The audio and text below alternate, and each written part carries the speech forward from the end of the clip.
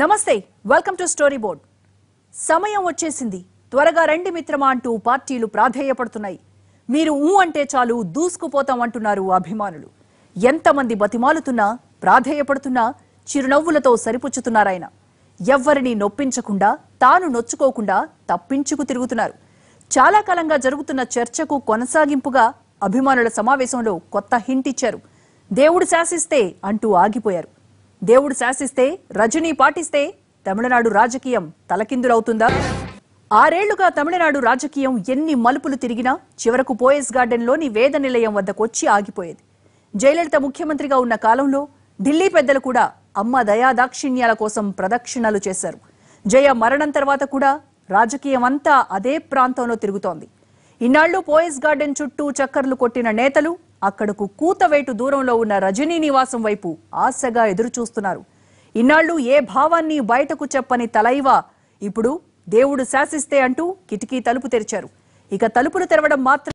సినిమాలు, రాజకీయాలు విడదయ్యలేనంతగా పెనవేసుకుపోయిన రాష్ట్రంలో వెండితెర మీద దివ్యకాంతులు వెదజల్లుతున్న సూపర్ స్టార్ తన అభిమానుల్ని కలుసుకోబోతున్నారనే దానికంటే విశేషం రజనీకాంత్ రాజకీయాల్లోకి వస్తారా రారా అని చాలా కాలం నుంచి జరుగుతున్న చర్చ జయలలిత మరణం తర్వాత రజనీ రాజకీయాల్లోకి రావాల్సిందే అనే డిమాండ్గా మారింది. పురచ్చి తలైవి మరణంతో తమిళనాడులో పొలిటికల్ గ్యాప్ ఉందనేది ఎంత ఖచ్చితమో దాన్ని భర్తీ చేసే శక్తి రజనీకాంత్ ఒక్కడికే ఉందనేది కూడా అంతే. 8 ఏళ్ల తర్వాత సూపర్ స్టార్ తన అభిమానుల్ని కలుస్తున్నారనగానే అందరిలోనూ ఊపిరి సలపని ఉత్కంఠ. తన వ్యాఖ్యలతో దాన్ని మరికొంత సాగదీశారు రజనీ. நான் அப்பவும் சொல்றேன், இப்பவும் சொல்றேன், அந்த ஆண்டவன் கையில தான் என்னுடைய வாழ்க்கை இருக்கு. இந்த உடம்பு நான் சுத்தமா வச்சுக்கணும், ஆரோக்கியமா வச்சுக்கணும், இதயத்தை தூய்மையா வச்சுக்கணும், அவ்வளவுதான். அந்த ஆண்டவன்ல நான் ஒரு கருவி, அந்த ஆண்டவன் பயன்படுத்திட்டு இருக்கான். இப்ப நடிகனா பயன்படுத்திட்டு இருக்கான், நடிகனா நடிச்சிட்டு இருக்கேன். நாளைக்கு என்னமா பயன்படுத்துறானோ அவங்க என்ன பயன்படுத்தாலும் நியாயமா, உண்மையா, தர்மமா, மனசாட்சியோட பண்றேன். இப்ப நடிகனா நான் எப்படி பண்ணிட்டு என்னுடைய கடமை செஞ்சுட்டு இருக்கேனோ, மக்களை மகிழ வைக்கணும், பணாதிஷ்டங்கள்ல அப்புறம் அதுக்காக பண்ணுவோம். அதே மாதிரி என்ன பொறுப்பு கொடுத்தா கூட நியாயமா, உண்மையா, సత్యమా క్రితం శివాజీ విడుదలైన తర్వాత రజనీకాంత్ అభిమానుల్ని కలిశారు. అప్పట్లో తమిళనాట పరిస్థితులు వేరు, ఇప్పుడు పరిస్థితులు పూర్తిగా మారిపోయాయి. తమిళనాడు రాజకీయాల్లో తిరుగులేని శక్తిగా రాణించిన విప్లవ నాయకి జయలలిత మరణంతో రజనీకాంత్ ఎంట్రీ ఇవ్వాల్సిందే అనే చర్చ తమిళనాడుతో పాటు జాతీయ స్థాయిలో విస్తృతంగా సాగుతోంది. ఇలాంటి సమయంలో అభిమానుల సమావేశం ఏర్పాటు చేయటం, అది కూడా 20 రోజుల క్రితం రద్దు చేసి మళ్లీ నిర్వహించడం లాంటివి సహజంగానే అందరి దృష్టిని ఆకర్షించాయి.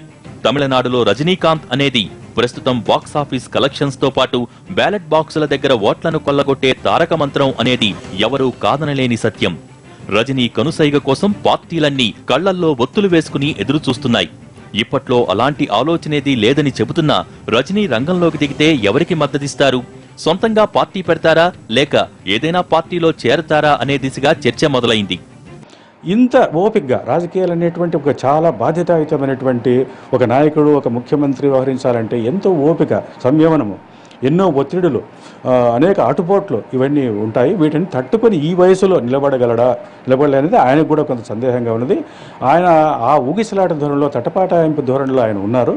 కాబట్టి ఒక సరైనటువంటి ఆయన ఆరోగ్యం ఇప్పుడు ప్రజలను చాలామంది ఆయన అభిమానులు కోరుతున్నారు, ప్రత్యామ్నాయాన్ని ఈ 2 పార్టీలు డిఎంకే, అన్నా డిఎంకే, ఒక ద్రవిడ పార్టీలకు ప్రత్యామ్నాయంగా రజనీకాంత్ అయితే బాగుంటుందనే అభిప్రాయం కూడా అక్కడ తమిళనాడులో ఉన్నాయి. ఎందుకంటే అక్కడ ఎట్లాగో కాంగ్రెస్, బీజేపీ వంటి జాతీయ పార్టీలు సొంతంగా అధికారంలో వచ్చే పరిస్థితి లేనే లేదు.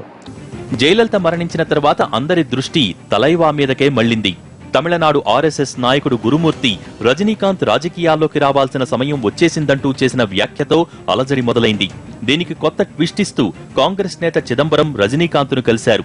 రేసులో తాము వెనకబడిపోతామేమో అనే ఆందోళనతో బీజేపీ నేతలు రజనీ ఇంటి ముందు క్యూ కట్టారు. కేంద్ర మంత్రి పొన్ రాధాకృష్ణన్, తమిళనాడు బీజేపీ ఇన్ఛార్జ్ తమిళ ఇసై సౌందరరాజన్ వీలు చిక్కినప్పుడల్లా తామే అవకాశం సృష్టించుకుని రజనీకాంత్ను కలుస్తున్నారు.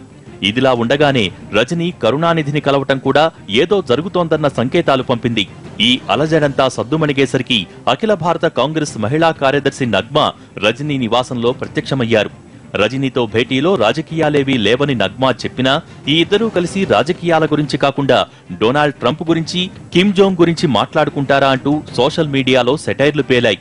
No, I don't think it's anything political. I don't think that it should be seen that way. I am been working with him. He's a co-star of mine, and we are been friends from so many years. So there's no political really agenda to all this.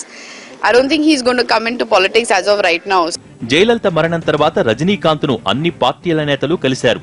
తనను కలవని DMK నేతల వద్దకు రజనీకాంతే స్వయంగా వెళ్లారు. తలైవా political entry ఇస్తే ఆయనకు తానే తొలి ప్రత్యర్థంటూ శరత్ కుమార్ విరుచుకుపడ్డారు. రజనీకాంత్ తమిళియన్ కాదని, తమిళేతరులు తమిళనాడుకు ముఖ్యమంత్రి కావటాన్ని తాను వ్యతిరేకిస్తానంటూ శరత్ కుమార్ చేసిన ప్రకటనపై తలైవా ఫ్యాన్స్ విరుచుకుపడ్డారు. ఆర్కే నగర్ ఉప ఎన్నికలో బీజేపీ అభ్యర్థి గంగై అమరంతో కలిసి రజనీకాంత్ ఫోటో తీసుకోగానే రజనీ బీజేపీలో చేరుతున్నారంటూ విపరీతంగా ప్రచారం జరిగింది. ఆయన నేరుగా రంగంలోకి దిగి తాను ఏ పార్టీలో లేనని, ఏ పార్టీకి మద్దతు ఇవ్వటం లేదని ప్రకటన చేస్తే కానీ ఈ అలజడి చల్లారలేదు. నేను ఎప్పటికీ రాజకీయాల్లోకి రాను అని తేల్చి చెప్పకుండా దేవుడు శాసిస్తే ఏదైనా జరగవచ్చంటూ రజనీ చేసిన ప్రకటన భవిష్యత్తులో ఆయన పొలిటికల్ ఎంట్రీ ఖాయమనే సంకేతాలు పంపింది. తమిళనాడు పాలిటిక్స్ లో ఈ వాక్యూమ్ ఉంది. తమిళనాడులో చాలామంది ఫిల్మ్ స్టార్స్ కరుణానిధి కానీ, ఎంజి రామచంద్ర కానీ, జయలలిత కానీ చీఫ్ మినిస్టర్స్ అయినారంటే ఒక ప్రోగ్రామ్తో వచ్చినారు. వారు ప్రోగ్రామ్తో వచ్చినారు కాబట్టి రజనీకాంత్ కూడా ఇప్పుడు బీజేపీలో జాయిన్ అవుతాడో, అటు కాంగ్రెస్లో జాయిన్ అవుతారని కొంతమంది అంటున్నారు బీజేపీలో జాయిన్ అవుతాడు అని అంటున్నాడు. అంత పెద్ద పాపులర్ స్టార్, నేను ప్రజలకు ఇది చేస్తాను, నా ప్రోగ్రామ్ ఇది. తమిళనాడులో అసెంబ్లీ ఎన్నికలకు ఇంకా 4 ఏళ్ల గడువుంది. సార్వత్రిక ఎన్నికలకు మరో 2 ఏళ్ల సమయముంది. ప్రస్తుతం రోబో సెకండ్ పార్ట్ తో బిజీగా ఉన్న తలైవా కబాలీ డైరెక్టర్ రంజిత్ డైరెక్షన్ లో మరో సినిమాలో నటించనున్నారు. ఇది కాక మరో సినిమాకు కూడా కథలు వింటున్నట్టు సమాచారం. ఈ సినిమాలు పూర్తయ్యేసరికి 2019 ఎన్నికలకు గడువు దగ్గర పడుతుంది. రాజకీయాల్లోకి రావటానికి సినిమాల్లో నటించడం అడ్డంకి కాకున్నా ఎన్నికల సమయానికి రాజకీయాల్లోకి వస్తే సినిమాలకు గ్యాప్ ఇవ్వాల్సిందే. రానున్న ఎన్నికలను బట్టి రజనీకాంత్ సినిమాలను కూడా ప్లాన్ చేసుకుంటున్నారా అనే సందేహాలు ఉన్నాయి. ఎప్పుడనే దానిపై క్లారిటీ లేకపోయినా తలైవా అడుగు పెడితే తమిళ రాజకీయం తలకిందులు కావటం